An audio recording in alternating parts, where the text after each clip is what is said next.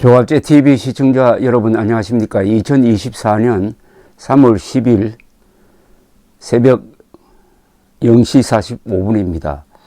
전공의들의 집단 행동을 부추긴 혐의로 고발된 노환규 전 대한의사협회 회장이 어제 경찰에 출석해가지고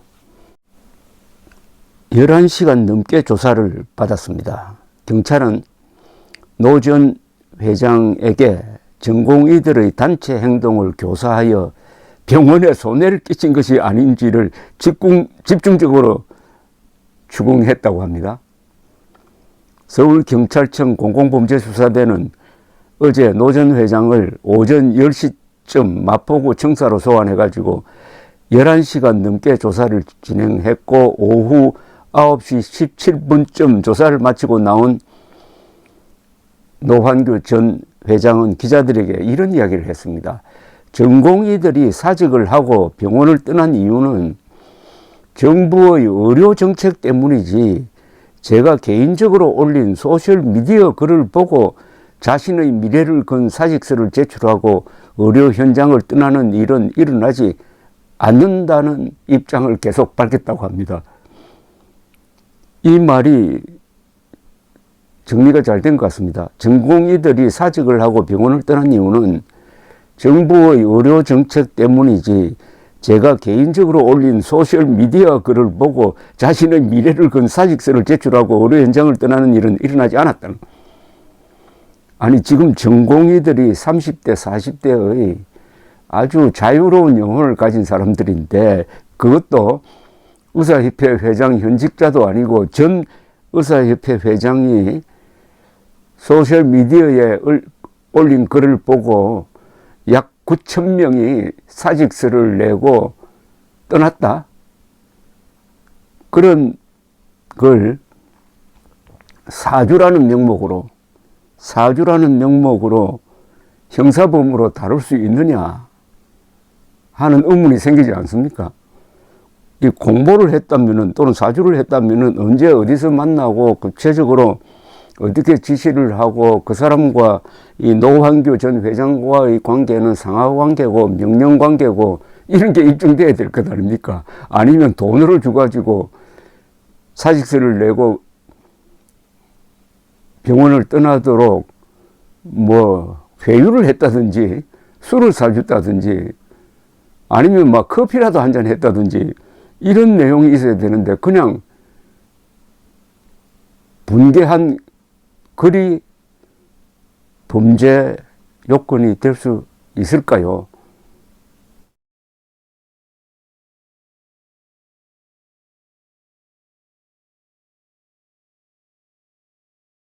노 전 회장은 저는 오로지 개인적 사견을 소셜미디어에 올린 것 뿐인데 11시간 넘는 조사를 했다.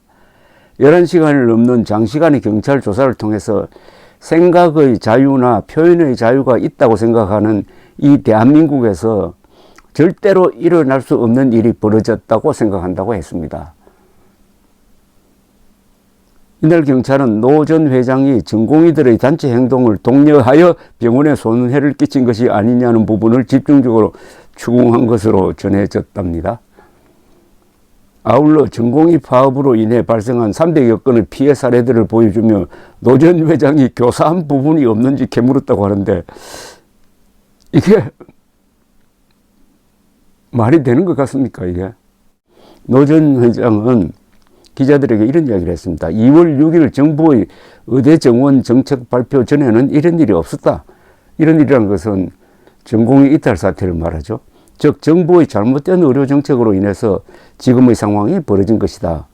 저 개인이 전 의협회장이라고 하지만 지금 아무 직책도 맡고 있지 않는데 개인이 소셜미디어에 올린 글 때문에 이런 일이 벌어졌다는 건 매우 무리한 주장이라고 했습니다. 이거는 우리 인권을 소중하게 여기는 변호사 단체에서 문제를 제기해야 되지 않을까 하는 생각이 드는데 잘못하면 이거 국제적 스캔들이 될 가능성이 있습니다. 의사들을 이렇게 조사하는 게 국제적 규범에 맞을까요? 윤석열 대통령은 자유민주주의를 주장하면서 그것은 세계 어디서든 통해야 하는 보편적 가치다. 심지어 세계 시민이란 말까지 씁니다. 세계 시민이란 말은 세계 시민으로서 가져야 할 덕목뿐만 아니라 세계 시민으로서 누려야 할 권리도 보장한다는 이야기인데, 이런 게 그 권리를 보장하는 행동입니까? 아니면 말살하는 행동입니까?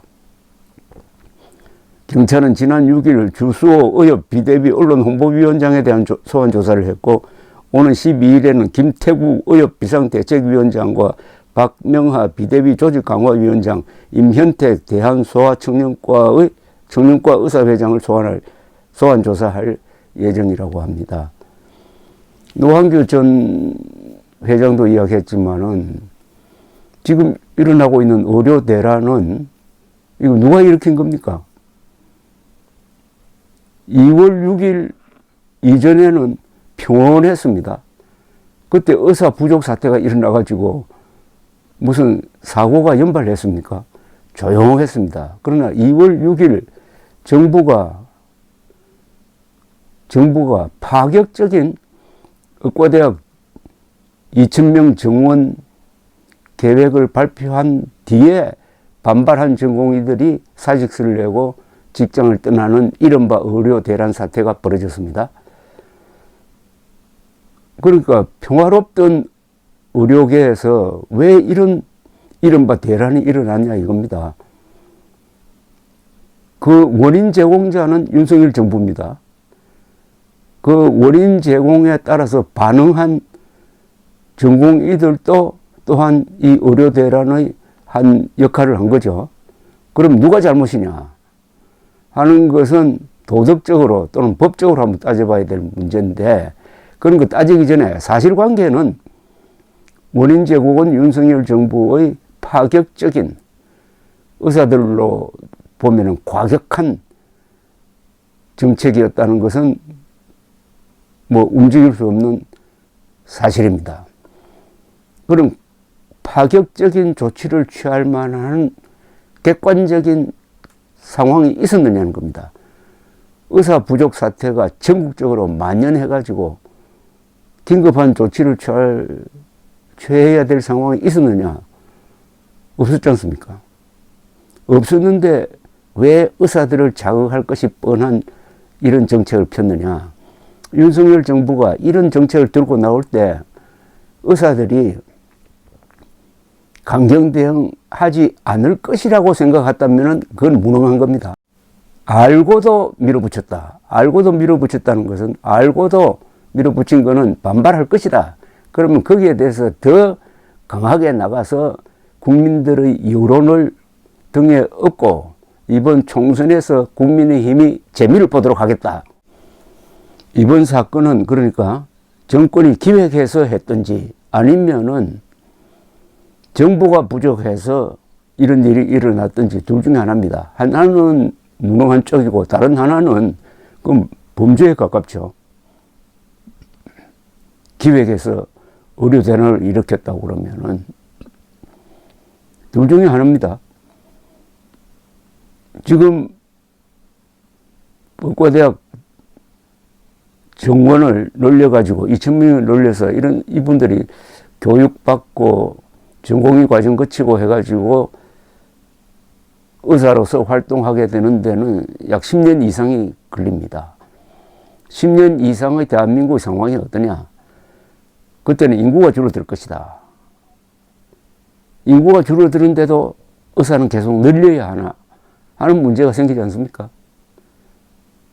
또는 그때 가면은 지금보다는 의사들과 만나서 더 많은 시간을 보내고 싶어 할 것이다. 그래서 의사가 부족하다라고도 볼 수가 있습니다. 그러나 그런 것은 어느 쪽이 맞는지 계량을 해봐야 됩니다. 계량을. 그러나 확실한 것은 현재 의사 부족 사태가 없는데도 불구하고, 없는 정도가 아니라 세계에서 가장 양질의 의료 서비스를 의료계가, 의사들이, 병원이 제공하고 있는데도 불구하고 갑자기 불이 난 것처럼 황급하게 내놓은 정책이 현재 있는 어떤 문제를 해결하는 것이 아니라 10여 년 뒤에 예상되는 문제에 대한 파격적인 조치였다. 이렇게 되는 거죠. 그럼 앞뒤가 도무지 맞지 않습니다. 그런데 더 앞뒤가 맞지 않는 것은 전공의들의 직장 이탈이 전 대한의사협회 회장의 선동에 의한 것이다. 이게 사주다. 근데 선동에 의한 것이라는 게 SNS에 올린 글이다. 토론을 통해서, 협상을 통해서 해결해야 될 문제를 사람 잡아 넣는 식으로 해결하겠다. 이렇게 나오는 것 아닙니까? 왜 여기에 수사기관이 등장하고 형사 문제로 왜 만듭니까? 노환규 전 의사협회 회장의 문제는 이건 언론 자유의 문제입니다. 언론 자유에 대한 근본적인 침해라고 볼 수가 있습니다. 이 정도의 사안을 가지고 수사기관에 오라고 하는 것 자체가 이게 언론 자유 침해 아닐까요? 그런데 언론 자유는 다른 자유하고는 근본적으로 다릅니다. 언론 자유는 모든 자유의 어머니입니다. 언론 자유가 있어야 선거의 자유도 생기고, 언론의 자유가 있어야 양심의 자유도 보장이 되고, 언론의 자유가 있어야 개인의 자유도 지켜지는 것입니다. 모든 자유의 어머니, 그만큼 거의 신성시되고 있는 언론의 자유에 대한 수사기관의 정면 도전이다. 또 하나가 있습니다. 지금 사직서 내고 떠난 전공의들을 지금 면허 정지라든지 면허 취소식으로 처벌하는 게 이게 합법적일까요? 아니, 민주주의 국가 아니라도 사람은 자기가 하기 싫은 일은 안 할 자유가 있는 것 아닙니까? 안 할 자유. 다만 군인 같은 경우에는 다르죠.